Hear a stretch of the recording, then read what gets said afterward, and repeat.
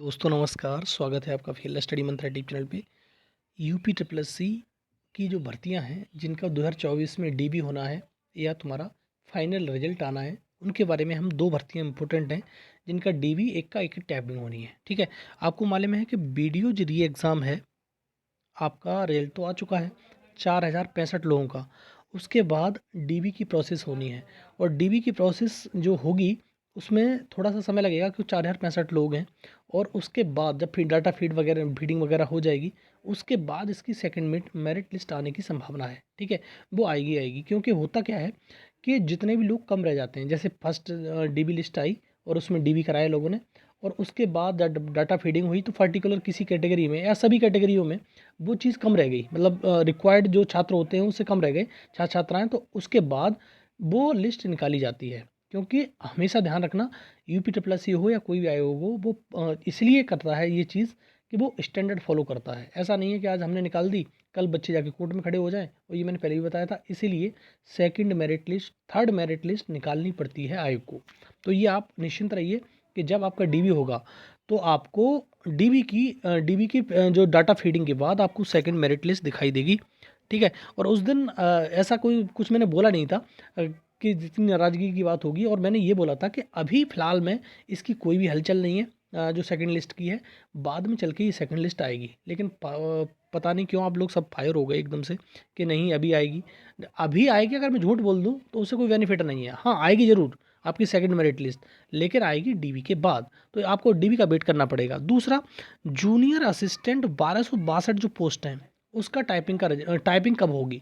अब देखो, टाइपिंग के बारे में मैंने सारी चीज़ बता रखी है, मैंने इस चीज़ सर जो टाइपिंग होगी आपकी, वो टाइपिंग आपको अप्रैल में देखने को मिलेगी, और वीडियो डीबी का जो डीबी होगा वो भी अप्रैल में देखने को मिलेगा। अप्रैल अंत से ये स्टार्ट करने की सोच रहे हैं, मतलब ईपी ट्रिपल एस आयोग में हलचल है इस प्रकार से। और ये आपको मैंने पहले भी बताया था कि ये जो चीज़ है कि ये लोग कहेंगे कि आचार संहिता लग रही है, तो आचार संहिता में परमिशन से जो चीज़ चल रही है पहले से वो चल सकती हैं, नया नोटिफिकेशन वगैरह जारी नहीं होते हैं। ठीक है, तो आपका जो वीडियो री एग्ज़ाम का डीबी जो है वो अप्रैल से स्टार्ट होने की संभावना है। तो आप बिल्कुल अपनी तैयारी में रहिए, और डॉक्यूमेंट की बात करोगे कि एक वीडियो में बना दूंगा। और दूसरी चीज़, जो कोर्ट केस चल रहा है आपका, उसमें जो मेन कोर्ट केस EWS वाला है, तो उसमें क्या है, आयोग की तरफ से 12 मार्च को, जो मैंने दिखाया भी था, शायद आपको मालूम हो, 12 मार्च को काउंटर एफिडेविट लगा दिया गया है सिद्धार्थ सिंघल जी के द्वारा। ठीक है, तो जल्दी प्रोग्रेस देखने को मिलेगी इसमें। और एक चीज़ समझ लो, वही कोर्ट केस नहीं है, बहुत सारे कोर्ट केस हैं। और जितने भी लोग हैं जो भर्तियां फंसाने की कोशिश करते हैं, दोस्तों बचने की कोशिश करो इन लोगों से, और अपने जो कोर्ट केस मत डालो किसी भर्ती में। अगर डालोगे तो आपकी ज़िंदगी ख़राब हो जाएगी। ठीक है, 2018 की भर्ती है, 2028 और 27 ना हो जाए कहीं जाके। ठीक है, तो इस चीज़ को भी बचने की कोशिश करो। भर्तियों में कोर्ट केस इसलिए डाले जाते हैं कि जो बच्चे सेलेक्ट हो गए उनको जॉब ना मिले किसी कीमत पर। लेखपाल का जीता जागता उदाहरण आपके समक्ष है। ठीक, और कुछ नहीं है इनका मतलब मकसद सिर्फ यही है कि इनको भर्तियों को लटका दो, बस इनको जॉब ना मिले, बाद बाकी दुनियादारी कुछ भी होता रहे। इसीलिए जो रिपीट प्लस की भर्तियां हैं 2016 की, 2015 की, 2024 में पूरी हो रही हैं। लगाओ हिसाब, क्या मतलब है इन चीज़ों का। ठीक है, तो सुधार की आवश्यकता तो है, लेकिन कुछ जो गिरोह है इनको भी टारगेट करके सरकार को देखना चाहिए। अनुरोध है सरकार से कि इन लोगों को टारगेट करके इनका एक कुछ करना चाहिए। सीधी बात ही है, इन लोगों चंद लोगों के चक्कर में पूरे जितने भी सिस्टम है या जितने भी लोग हैं ईमानदार, सबका सिस्टम ख़राब हो रहा है।